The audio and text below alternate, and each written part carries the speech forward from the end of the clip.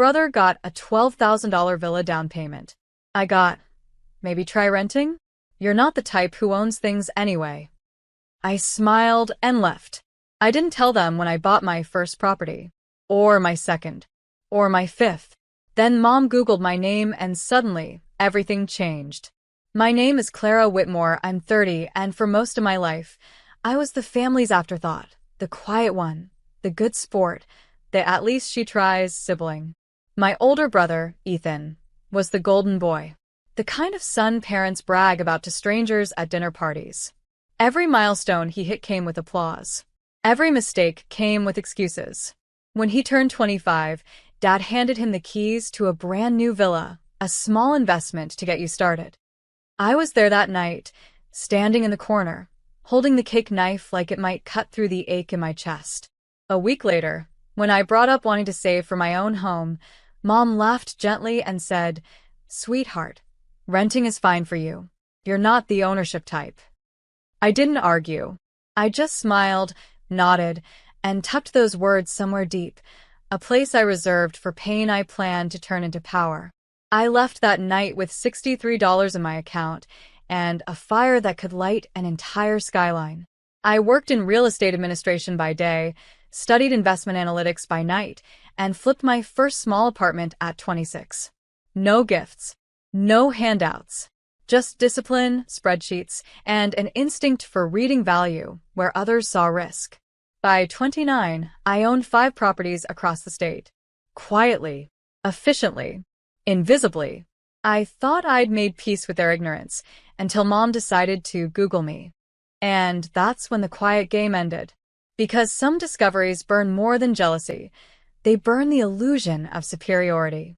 Mom's text came late at night, short, clipped, and trembling with confusion disguised as politeness. "Clara, call me when you can. I found something online about you, and I think we need to talk." I almost laughed. Found something online? She made it sound like she'd stumbled upon a scandal, not my success. When I didn't reply, the call started. Then Ethan chimed in, his name flashing across my screen with that familiar mix of arrogance and entitlement. "Mom's freaking out.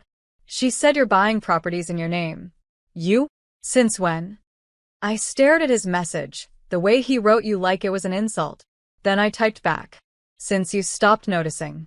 The next day, I drove to the family home, the same one where I'd been told I was not the type who owns things. The same one where Ethan's framed photo stood in every hallway like a shrine to achievement. Mom greeted me at the door, clutching her phone like evidence. "Clara, what is this?" she demanded, thrusting it at me. My Zillow portfolio glowed on the screen, listings of my 5 properties, my name neatly printed under owner. I took a sip of the coffee she'd made and said calmly, "That's my work. That's my life." Her voice cracked. "Why didn't you tell us?" "Because you never asked." Ethan stormed in, face red. "You've been lying to us?" "No," I said, meeting his glare. "You just never believed I could do anything worth knowing." Dad walked in next, holding his newspaper like a shield. "You could have shared your success. Family supports each other." I smiled, the same polite smile they mistook for weakness for years. Family supports each other when it's mutual, Dad. I supported myself when no one else did. Mom's eyes darted between us, her voice trembling. "You own 5 houses?" I nodded. 6, actually. Closed on the newest one last week. The silence that followed wasn't shock. It was something heavier. The sound of a throne collapsing. The silence hung like humidity, heavy, unbreathable. Ethan paced the living room, his shoes echoing against the marble floors Dad loved to brag about. "This is ridiculous," he muttered. "You're making this up. There's no way you could afford 6 houses." I tilted my head, almost amused. "You think you're the only one who understands business?" He scoffed. "You work in real estate, Clara. You don't own real estate." I smiled faintly. "That's what you thought." Mom's voice cut through the tension, softer now, half disbelief, half wounded pride. "We would have helped you, sweetheart. You didn't have to do this alone." I met her eyes. I did it alone because I had to. You helped Ethan when he failed 3 startups, remember? You even called it building character. When I failed, you called it wasting time. She flinched like I'd struck her. That's not fair. Neither was growing up invisible, I said quietly. Dad folded his paper with precision. You're being dramatic. We raised you both the same. That laugh that slipped out of me wasn't pretty. It was sharp, honest, uncontainable. No, Dad. You raised Ethan to be a king and me to be his witness. Ethan's face reddened. You're jealous. Jealous. I repeated slowly. No, Ethan. I'm exhausted. I just got tired of waiting for permission to be proud of myself. He stepped closer, jaw tight. You think this money makes you better than us? I met his stare, unblinking. No. But it definitely made me free from you. Mom's hand trembled as she set down her cup. You've changed. I had to, I said. The version you raised wouldn't have survived out there. Dad's silence said everything. Not regret, not love, just the cold calculation of a man realizing the hierarchy he built was cracking. And for the first time, I didn't feel small in that room. I felt like the earthquake that made them finally look up. That night, I stayed at their house longer than I meant to, mostly out of curiosity, watching how quickly admiration could curdle into resentment. Mom tried to play mediator, her voice sugary but brittle.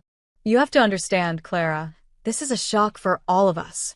We're proud, really, but you could have told us before making such big decisions. Would it have changed anything? I asked. Would you have believed me if I said I could afford a home before Ethan? She looked down, silent. Ethan poured himself another drink, muttering under his breath. You think you're some big shot now because Google wrote about you? You're nothing without luck. I turned toward him slowly. Luck doesn't show up at 3 a.m. when you're studying interest curves and building spreadsheets in the dark. Luck doesn't answer calls from clients who only believe in you after results. You don't build an empire with luck, Ethan. You build it when nobody cheers for you. His glass hit the counter too hard, splashing bourbon across the marble. You've changed, he said. You used to be humble.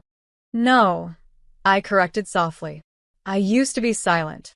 Dad stood then, the room shifting under his authority. That's enough, he said. This competition ends here. We're family. Family? I echoed, my voice quiet but sure. Family didn't believe in me. Family didn't show up when I needed help. You only noticed me when I became useful. His jaw tightened, but he didn't deny it. That was the moment I knew I'd finally said the thing no one else had dared to. I grabbed my coat, my keys, and my calm. I didn't come here to fight, I said. I came here to prove that the girl you dismissed learned to stand taller than your expectations. Mom whispered after me, Clara, please don't leave like this. I paused at the door and turned back. Don't worry, Mom. I'm not leaving with anger. I'm leaving with proof. Outside, the night air was cold, but it tasted like justice. And somewhere behind me, I could hear the sound of denial finally cracking. By the next morning, my phone was a battlefield. Missed calls from Mom. 2 angry voicemails from Ethan. 1 text from Dad that simply said, You embarrassed your brother. He's family, Clara. Don't forget where you came from. I stared at it for a while before replying. Oh, I haven't forgotten. I just stopped living there. Then I silenced my phone and drove back to the city. My penthouse wasn't a showpiece. It was peace itself. Tall windows, quiet air, and the smell of coffee I made for myself, not for approval. The skyline shimmered like a reminder of how far I'd climbed on the ladder no one offered me. I sat on my balcony, laptop open, checking in on my newest purchase, an ocean view duplex in Miami. The deal had just closed. Property number 7. That's when an email notification flashed across the screen. Subject: You should be ashamed of yourself. It was from Ethan. I clicked it. You've always been jealous. You want to humiliate me because you couldn't handle being second best. Mom's crying. Dad's furious. You broke this family for money. I exhaled slowly, not angry, just tired. Then I wrote back 1 line. No, Ethan. I broke the illusion that money and love were the same thing in this family. And then I hit block. That night, I got another surprise, a news alert from a local magazine. Rising real estate investor Clara Whitmore expands housing grants for single mothers. The article featured my photo, standing in front of one of my buildings, smiling, proud. I didn't realize until I saw it how public my name had become. And I didn't realize until the next morning how visible that made me. When Mom called again, voice shaking, half pride, half panic. "Clara," she whispered, "everyone's talking about you. You're everywhere." I smiled softly. "Guess you were wrong, Mom." She hesitated. "About what?" "About the kind of person who owns things." Mom didn't know what to say after that. For once, she didn't have a comeback. No gentle insult, no patronizing advice. Just silence. Then she sighed softly. "Clara, we didn't mean to make you feel less than your brother. We just thought he needed more help." I leaned against the balcony railing, staring out at the city. "You didn't give him help, Mom. You gave him excuses." She went quiet again. I could hear dishes clinking in the background, like she was trying to fill the silence with anything but the truth. Finally, she said, "Your father's upset. He feels like you're showing off." I smiled faintly. I worked half my life for the right to show up. If that looks like showing off, maybe you were never looking close enough. Her voice trembled. "You've really changed." "No," I said gently. "I finally became who I was supposed to be." After the call ended, I sat down at my desk, opened my email, and read through dozens of messages, applications from women hoping for a chance at the new housing grant. Teachers, nurses, single moms, women who'd been told, "You're not the type, just like me." Each story made me realize something deeper. I hadn't built a real estate empire just to prove a point to my family. I'd built it for people like us, those who'd been underestimated into silence. That evening, my phone buzzed again. This time, it was a message from Dad. "Your mother and I saw the article. We're proud of you, Clara. Truly. But I wish you told us first." For once, his tone wasn't condescending. It was human. I typed slowly. "I tried telling you for 29 years, Dad. You just weren't listening." Then I turned my phone off.